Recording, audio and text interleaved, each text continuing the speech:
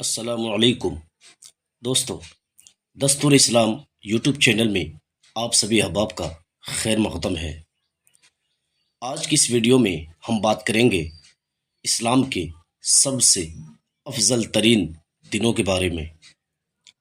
جی ہاں، ہم بات کر رہے ہیں ماہ ذی الحجہ کے پہلے 10 دنوں کی فضیلت اور اس کی عظمت کے بارے میں، جو قرآن و سنت سے ثابت ہے۔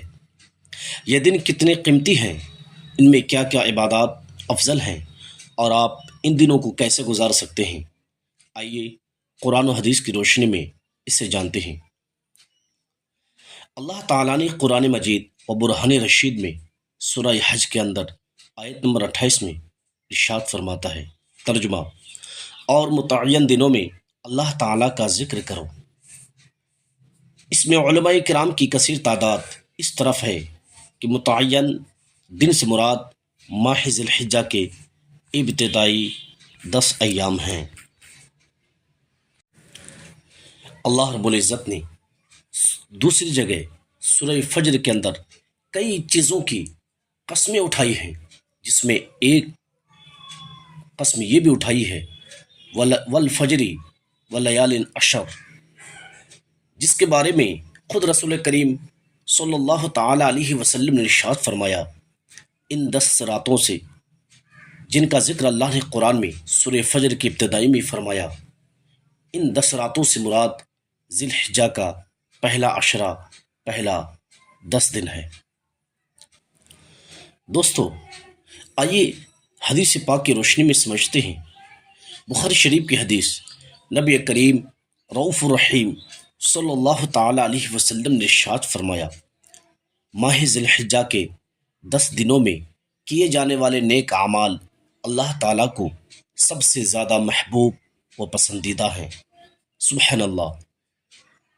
دوستو، دنوں کے اعتبار سے رمضان المبارک کے آخری عشرے کو سب سے زیادہ فضیلت حاصل ہے، مگر ہمارے اور آپ کے نبی صلی اللہ تعالی علیہ وسلم نے کے ارشادات کے مطابق رمضان المبارک کے آخری عشرے کے دنوں سے بھی زیادہ افضل دن ایام ذی الحجہ کے 10 دن ہیں۔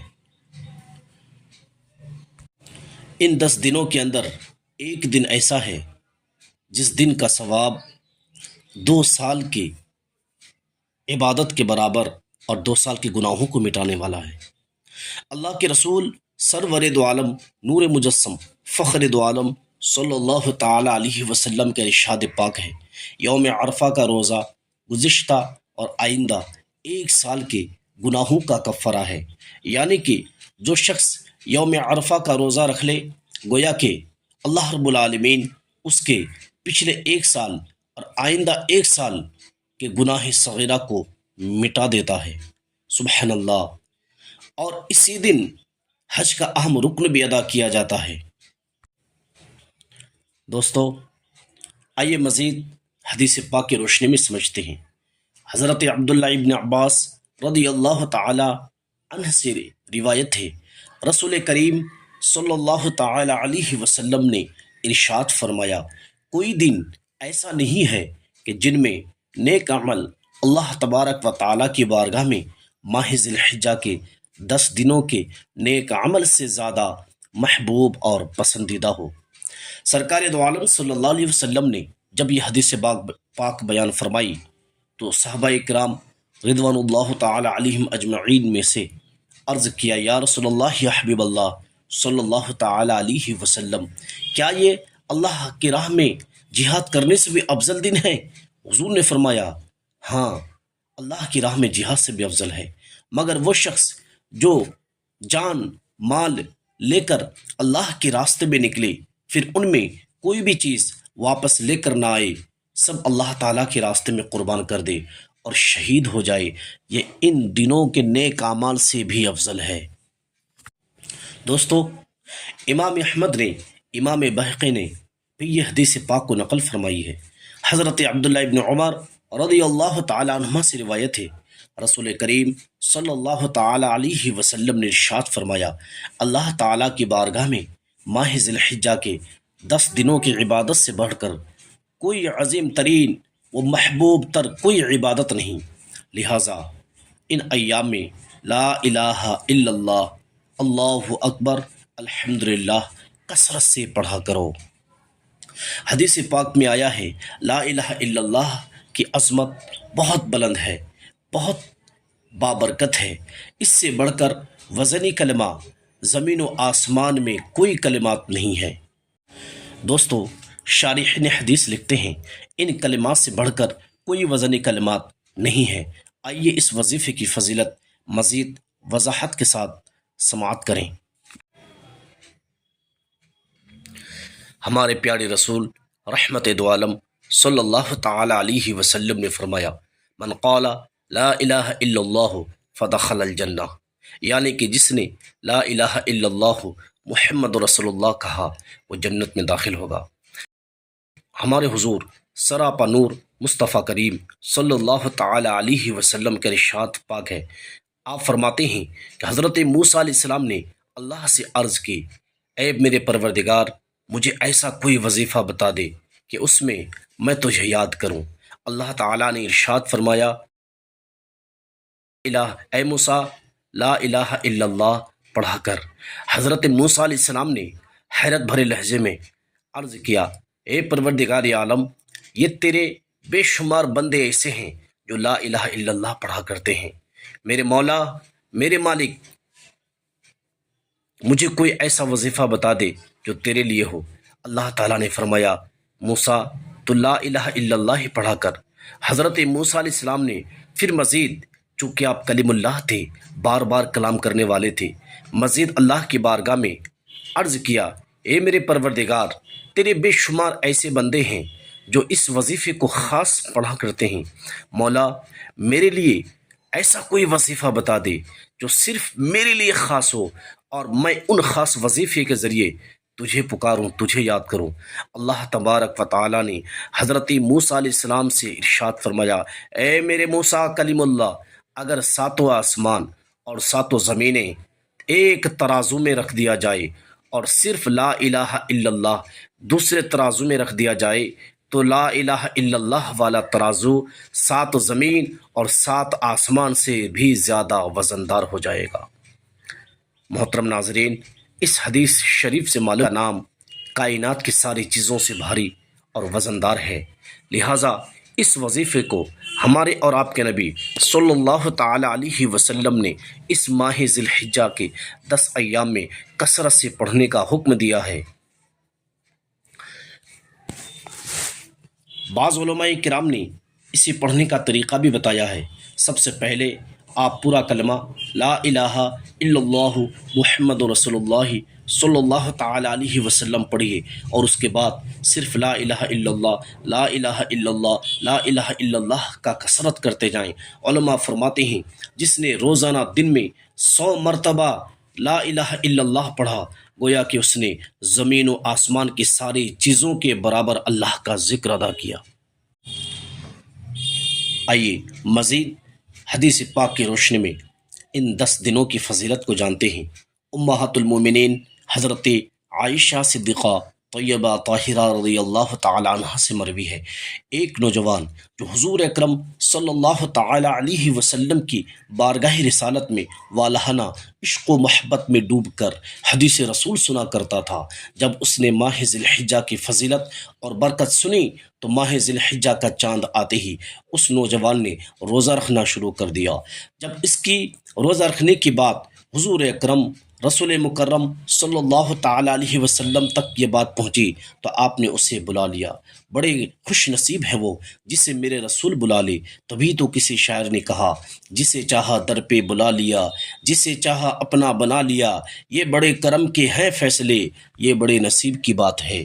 اس نوجوان کی خوشی کی انتہا نہ رہی، نم دیدہ آنکھوں سے حاضر خدمت ہوا اور عرض کیا، یا رسول اللہ، یا حبیب اللہ، فدا کا ابی و امی، میں آپ کی بارگاہ میں حاضر ہوں، لبیک یا رسول اللہ۔ حضور نے فرمایا، اے نوجوان، کس نے اس بات پر آمادہ کیا کہ تو نے روزہ رکھ لیا؟ وہ نوجوان عرض کرتا ہے، حضور میرے ماں باپ آپ کے قدموں پہ قربان، سرکار یہ حج اور قربانی کا مہینہ ہے، جو کہ میں اس کی استطاعت میں نہیں سرکار، اس لیے میں نے روزہ رکھا ہے کہ شاید اللہ تعالیٰ مجھے بھی ان تمام کی دعاؤں میں شامل فرما لے۔ میرے کریم آقا نے کرم فرمایا اور کرم کی بارش کر دیا اور فرمایا نوجوان سے، اے نوجوان سن، تیرے ہر دن کے روزے کا اجر 100 غلام آزاد کرنے، 100 اونٹ قربان کرنے، 100 گھوڑوں کو اللہ کی راہ میں جہاد کے لیے دینے کے برابر ہے۔ اور اے نوجوان سن، جب تیرا 8واں روزہ ہوگا، 8ویں کا روزہ ہوگا، 8ویں کا دن ہوگا، تو ایک روزہ کا بدلہ 1000 گھوڑے، 1000 اونٹ اور 1000 غلام آزاد کرنے کے برابر ہے۔ ارے نوجوان سن، جب 9ویں کا روزہ ہوگا، جب 9ویں کا دن ہوگا، تو سن، اس دن تیرے روزے کی فضیلت یہ ہوگی کہ تجھے اس دن روزوں کا ثواب 2000 غلام آزاد کرنے، 2000 اونٹوں کو قربان کرنے اور 2000 گھوڑوں کو اللہ کی راہ میں جہاد کے لیے صدقہ کرنے کے برابر اجر ہے۔ سبحان اللہ، سبحان اللہ۔ کہتے ہیں نا میرے کریم آقا اتنا دیتے ہیں کہ بن مانگے اتنا دیتے ہیں، مانگنے کی ضرورت نہیں ہے۔ میرے کریم آقا نے اس نوجوان پر صرف خوش نہیں ہوا بلکہ اس نیک کام پر کریم آقا نے اجر بھی دوہرا کر دیا اور مزید اسے عطا فرما دیا۔ دوستو، یہ کتنے عظیم ترین انعام و اکرام اسے عطا کیا ہے۔ صرف اسی کے لیے نہیں، صبح قیامت تک میرے کریم آقا نے اپنے سارے غلاموں امتیوں پر کرم کی بارش فرما دیا ہے۔ تبھی تو بریلی کے تاجدار نے کہا، میرے کریم سے گر قطرہ کسی نے مانگا، میرے کریم سے گر قطرہ کسی نے مانگا، دریا بہا دیے ہیں، دربے بہا دیے ہیں۔ دنیا کے مانگنے والوں کا اور دینے والوں کا مزاج تو یہ ہے، جتنا مانگا جائے اس سے کم ملتا ہے، مگر وہ کریم در ہیں جن کے بھکاری سب ہیں، وہاں انسان جتنا مانگتا ہے اس سے زیادہ بے گماں اسے عطا کیا جاتا ہے۔ لہٰذا دوستو، اس مہینے کی اس 10 دنوں میں دعا، مغفرت اور توبہ کا دن ہے۔ اس دن کو ضائع مت کیجیے، بلکہ ان دنوں میں اللہ کی عبادات بجا لائیے اور اللہ کے رسول کو راضی کریں۔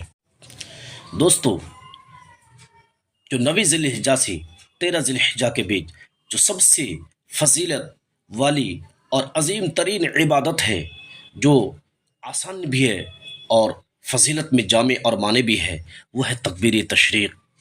یہ تکبیرات تشریق حضرت ابراہیم علیہ السلام، حضرت اسماعیل علیہ السلام اور حضرت جبریل علیہ السلام، یہ تینوں کے مابین اللہ رب العالمین کی ادائی شکری اور اس کی بلندی بیان کرنے کی مثل ہے۔ دوستو، 9 ذی الحجہ کی فجر سے 13 ذی الحجہ کے عصر تک ہر فرض نماز کے بعد بلند آواز سے ان تکبیروں کا پڑھنا، امام ہو یا مقتدی، واجب ہے، سب پر واجب ہے۔ اسے تکبیرات تشریق بھی کہا جاتا ہے۔ کیا ہے تکبیرات تشریق؟ آئیے سنیے۔ اللہ اکبر، اللہ اکبر، لا الہ الا اللہ، واللہ اکبر وللہ الحمد۔ تکبیرات تشریق بھی کہتے ہیں اور ان کی بے شمار فضیلت ہے۔ یہ ایک خاص عبادت ہے۔ تکبیرات کا پکارنا ایک خاص عمل ہے۔ دوستو، زیادہ سے زیادہ برکتیں اور نیکیوں کو کمانے کا بہترین ذریعہ ہے یہ اعمال۔ یہ 10 دن نیکیوں کا خزانہ ہیں۔ آپ ان دنوں میں روزے رکھیں، صدقہ کریں، قرآن پڑھیں، زیادہ سے زیادہ تکبیرات پڑھیں اور کثرت سے توبہ و استغفار کریں۔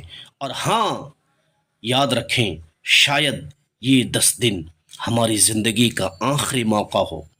اگر آپ چاہتے ہیں کہ آپ کی مغفرت ہو جائے، اگر آپ چاہتے ہیں آپ کا دل بدل جائے، اگر آپ چاہتے ہیں کہ آپ کے گناہوں کی معافی ہو جائے، اگر آپ چاہتے ہیں کہ آپ کی مرادیں پوری ہو جائیں، تو ان ایام کے ان موقعوں کو نہ گنوائیں، بلکہ ان اعمال کے ذریعے اپنے رب کو راضی کریں، اپنے رب کے رسول کو راضی کریں۔